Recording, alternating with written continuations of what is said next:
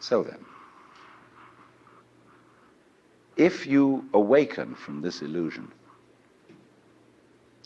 and you understand that black implies white, self implies other, life implies death, or shall I say, death implies life,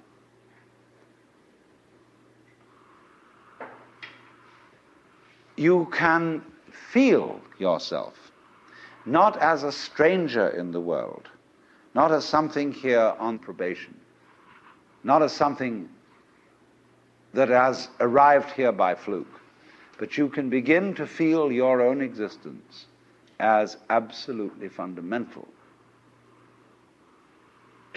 What you are basically, deep, deep down, far, far in, is simply the fabric and structure of existence itself. So, say in Hindu mythology, they say that the world is the drama of God. God is not something in Hindu mythology with a white beard that sits on a throne and that has royal prerogatives. God in Indian mythology is the self, Satchidananda, which means Sat, that which is, Chit, that which is consciousness, that which is Ananda is bliss. And in other words, what exists, reality itself, is gorgeous. It is the plenum, the fullness of total joy. Wow-wee. And all those stars, if you look out in the sky, as a firework display like you see on the 4th of July, which is a great occasion for celebration, the universe is a celebration. It is a fireworks show to celebrate that existence is. Wow-wee. And then they say, but however, there's no point just in sustaining bliss. Let's suppose that you were able every night to dream any dream you wanted to dream.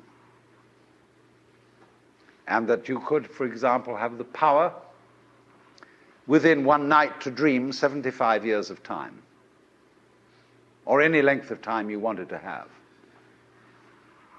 And you would naturally, as you began on this adventure of dreams, you would fulfill all your wishes. You would have every kind of pleasure you could conceive. And after several nights of 75 years of total pleasure each, you would say, well, that was pretty great. But now let's have a surprise. Let's have a dream which isn't under control, where something is going to happen to me that I don't know what it's going to be. And you would dig that and come out of that and say, wow, that was a close shave, wasn't it? And then you would get more and more adventurous, and you would make further and further out gambles as to what you would dream. And finally, you would dream where you are now. You would dream the dream of living the life that you are actually living today. That would be within the infinite multiplicity of choices you would have, of playing that you weren't God. Because the whole nature of the Godhead, according to this idea, is to play that he's not. The first thing he says to himself is, man, get lost. Because he gives himself away. The nature of love is self-abandonment, not clinging to oneself, throwing yourself out, as in, for example, in basketball, you're always getting rid of the ball. You say to the other fellow, have a ball, see? And that keeps things moving. That's the nature of life. So in this idea, then, everybody is fundamentally the ultimate reality, not God in a politically kingly sense, but God in the sense of being the self, the deep down basic whatever there is. And you're all that, only you're pretending you're not. And it's perfectly okay to pretend you're not. to be absolutely convinced, because this is the whole notion of drama. When you come into the theater, there is a proscenium arch and a stage, and down there is the audience. And everybody assumes their seats in the theater and are going to see a comedy, a tragedy, a thriller, or whatever it is. And they all know, as they come in and pay their admissions, that what is going to happen on the stage is not for real. But the actors have a conspiracy against this, because they're going to try and persuade the audience that what is happening on the stage is for real. They want to get everybody sitting on the edge of their chairs. They want to get you terrified or crying or laughing. Absolutely captivated by the drama. And if a skillful human actor can take in an audience and make people cry, think what the cosmic actor can do. Why, he can take himself in completely. He can play so much for real that he really believes it is. Like you sitting in this room, you think you're really here. Why, you've persuaded yourself that way. You've acted it so damn well that you know this is the real world. But you're playing it. It's because the audience and the actor is one. Because behind the stage, there's the green room. Off-scene, obscene, where the actors take off their masks. You know that the word person means mask? The persona, which is the mask worn by actors in Greco-Roman drama, because it has a megaphone-type mouth which throws the sound out in an open-air theater. So per, through, sona, what the sound comes through, that's the mask. How to be a real person. How to be a genuine fake.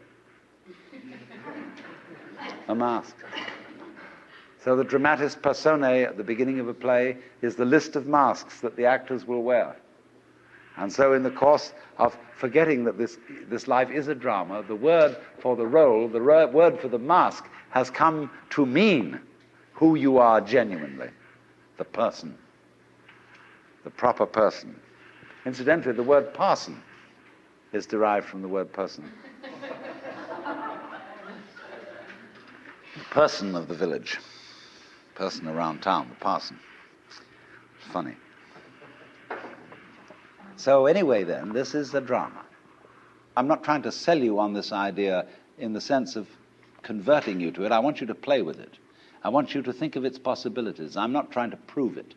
I'm just putting it forward as a possibility of life to think about. So then, this means that you're not victims of a scheme of things, of a mechanical world, or of an autocratic God. The life you're living is what you have put yourself into. Only you don't admit it, because you want to play the game that it's happened to you. In other words, I got mixed up in this world. My parents, I had a father who got hot pants over a girl, and she was my mother. And because he was just a horny old man. And as a result of that, I got born. And I blame him for it and say, well, that's your fault. You've got to look after me.